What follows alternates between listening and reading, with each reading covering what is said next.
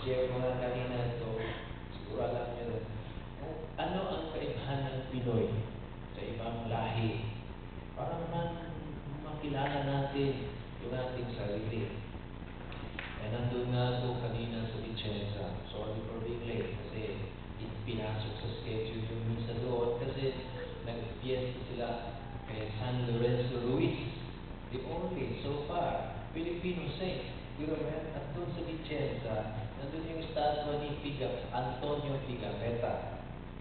Kilala niyo yun? Hindi niyo kilala yun? The chronicler of Magellan. So, and they arrived in a place, I am the bishop of the Diocese of Maasin, and there is an island called Limassol. And in March 31, 1521, that's 489 years ago, Pigafetta from Vicenza went to my diocese.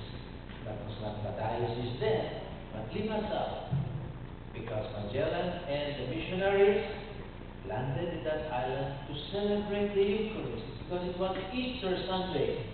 Easter Sunday. So the first Mass was an Easter Sunday celebrated in the Philippines, and that was Antonio Pigafetta was recording as the chronicler of the voyage of Ferdinand Magellan. But my point is, what happened? That was the first time we could say that God set foot on our islands. The 7,101 islands, because kayo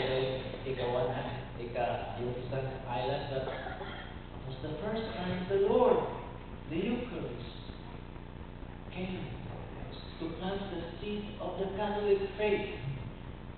For so many years, we have this faith. And our task as pastors is to remind you of this important gift of faith that we have received. The importance of the gift of faith. Sabi nga, at ibang Pilipino, I would like to compare this sa yung narinig kong storya. May tatlong archaeologist daw.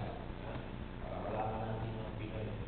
Isang archaeologist yung they want to dig below in order to know what was the civilization of that time. Anyway, it's a joke. One American archaeologist dug 100 meters down and he saw a copper wire. Copper wire. Sabi ng Amerikano ba, may telepono na yung mga ninuno namin. Panahon kayo. May telepono na. Siguro, before that, paano ba nagko-communicate? Siguro lata lang at communicate. Pero copper wire, telepono na. Yung Hapon hindi nagpapatalo. 300 meters down, hinukay niya at nakita niya plastic. Sabi niya, mas advance yung mga Hapon doon ay may broadband technology na.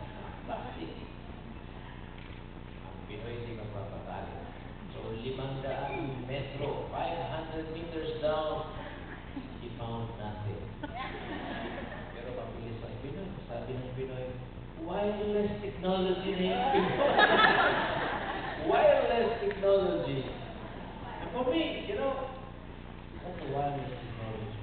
So, it's just now. Your cell phone, you are here in Padua, you can contact your families in Batangas, Caminos, and in the Philippines. Imagine, wireless technology. Narinig ko, meron na daw bagong gawain ng mga Pinoy dito, lalo na mga lalaki na pagsusutan.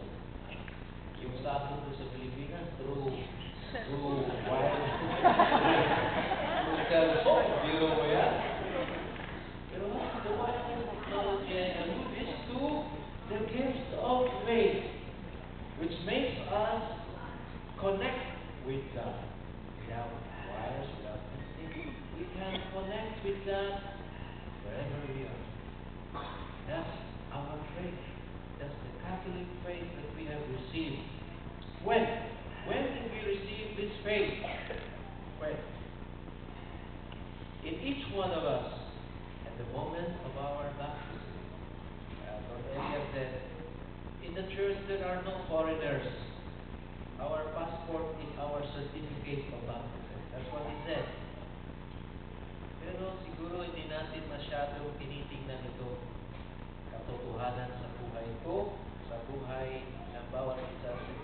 Yung moment of, the day of our baptism, when we became children of God. What happened on the day of our baptism? Like what happened in the baptism of Jesus.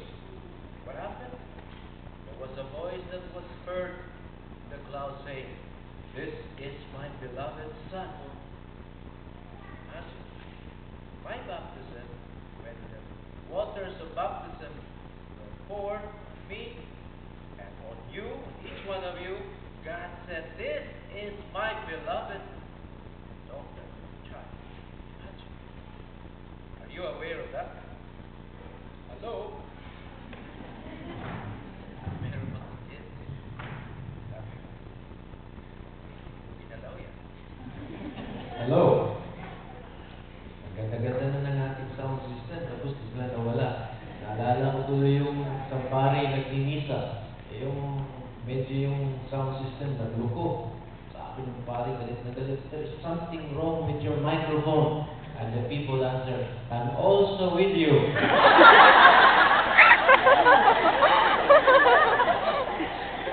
There is nothing wrong with your microphone because you understood it. So, let's go back to the moment, to the day of our baptism, which is the most important event in my life. Now we are celebrating the 25th anniversary of what? What makes it important? This can only be understood, its importance and value, from the point of view of our being children of God. This is what we celebrate, the 25 years of our being a community as children of God, baptized in this faith. Without this, it's all useless. Kung sino man yung nanalo ngayon ng champion, yung trophy niyo, baliwala yan. Walang katotohanan yan.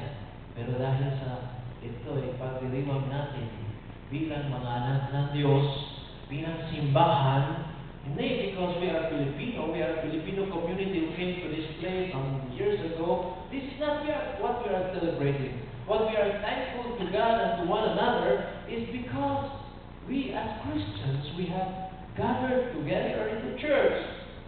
The church that Christ has established to save all men. The second reading, anong kalooban ng Diyos? Kalooban ng Diyos na maligtas ang lahat ng tao.